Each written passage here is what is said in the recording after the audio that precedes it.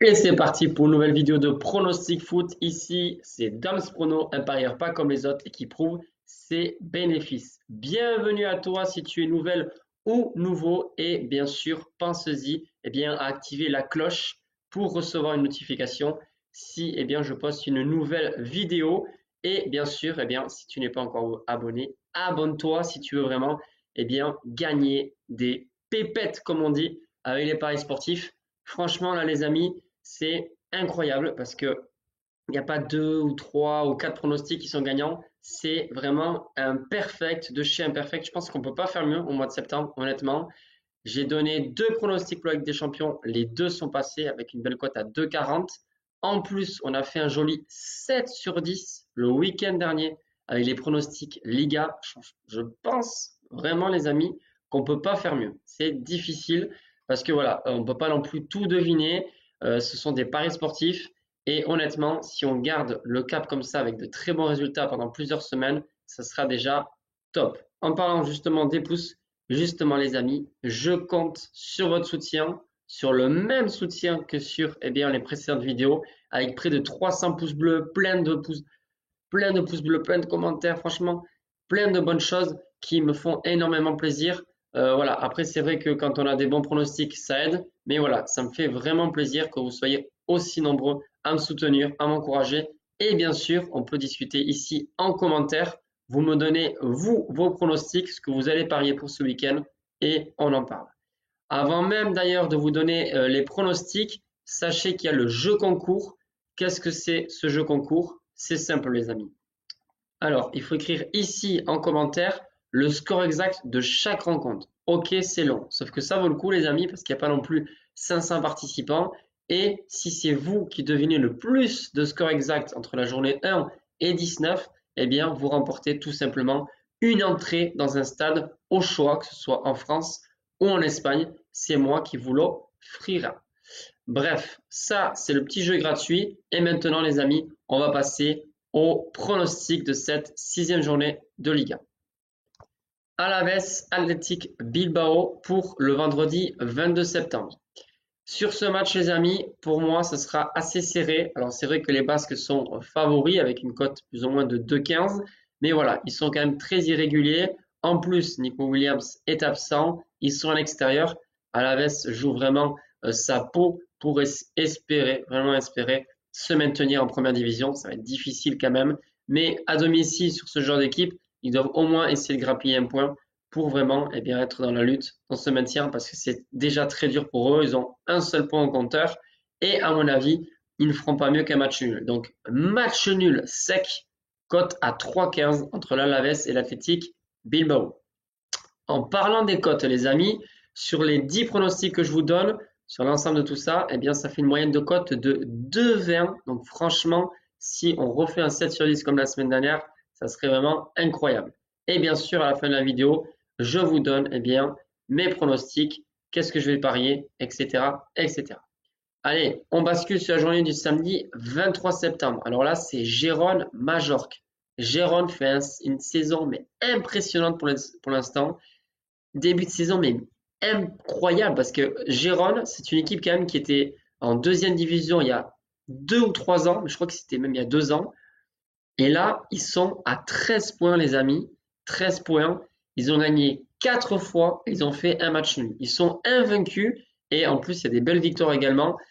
Bien sûr, ils sont favoris, vu qu'ils affrontent Majorque, qui eux sont 15e. Et la plupart des gens vont croire que Gérone va gagner, puisqu'ils sont 3e actuellement avec 13 points. Ils sont cotés à 1,85. Attention, cette équipe de Majorque qui quand même possède de très bons joueurs avec notamment Vedat Mouriki. Et sur ce match, je ne vais pas donner de vainqueur. Je pense que Gérone peut gagner, mais c'est pas fait. Le nul n'est pas impossible. Majorque, ça joue assez bien. Et d'ailleurs, je pense qu'ils vont se maintenir cette année aussi. Sur ce match, on va partir sur un buteur, Vedat Mouriki justement, buteur, cote à 3,15. Voilà, enfin, des pronostics buteurs pour ceux qui en voulaient. Ensuite, Osasuna FC Séville. Belle affiche là aussi, mais difficile à donner un pronostic. Je pense que tout est possible. Osasuna à domicile, c'est vraiment costaud. Séville, on le sait, ils ont énormément de mal cette année en Ligue 1, du moins pour l'instant. Et en Ligue Europa, on l'a vu face à Lens, c'est vraiment très très moyen. Donc je ne le vois pas forcément gagner. En plus, gagner là-bas, c'est pas facile. Moi, ce que je vois, c'est que Séville va pas perdre pour la 5e fois. Donc je verrai bien les amis, eh bien Séville ne pas perdre. Donc Séville gagne ou match nul. Donc c'est à double chance pour une cote de 1,46. 1,46, c'est la cote la plus faible, bien évidemment.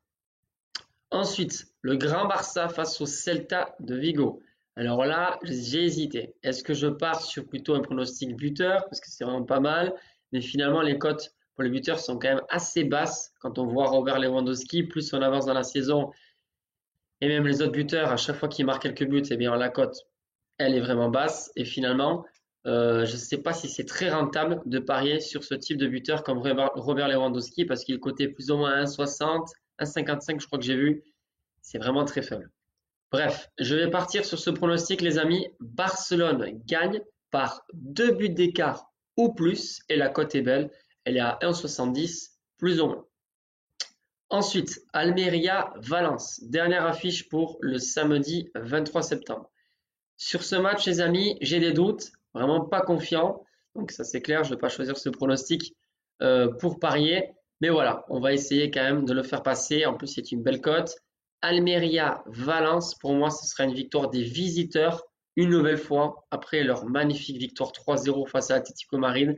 Là, ils sont à l'extérieur, c'est pas toujours évident, mais voilà, ils sont quand même plus forts sur le papier et même en termes de niveau de jeu que bien Almeria qui joue aussi le maintien. Donc, victoire de Valence, cote à 2,31. On bascule sur la journée du dimanche 24 septembre, les amis. La Real Sociedad qui reçoit Getafe. Alors, est-ce que ce sera enfin la première victoire pour les Basques qui ne comptent aucune victoire, 0 victoire pour l'instant en 5 matchs?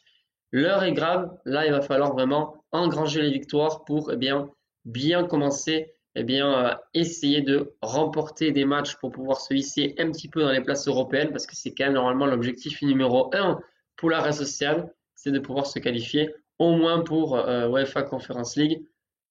Mais c'est pas facile. Ils ont fait un mauvais début. En plus, il y a la Ligue des Champions, mais c'est pas parce qu'ils ont gagné aucun match qu'ils ne vont pas gagner. Je vous rassure, honnêtement, la Real Sociedad, c'est une très belle équipe. Si vous voulez vraiment engranger de l'argent, franchement, sur ce type d'équipe, ça va très vite arriver. Ils vont gagner. Je pense qu'on peut même miser gros sur eux. Je le sens bien. La Real Sociedad à domicile, c'est fort. On l'a bien vu en plus face à l'Inter de Milan en Ligue des Champions. Et honnêtement, s'ils ne gagnent pas ce week-end, c'est déjà un exploit entre guillemets. Donc la Real Sociedad face à Getafe, on part sur la victoire sec de la Real Sociedad, cote à 1,55.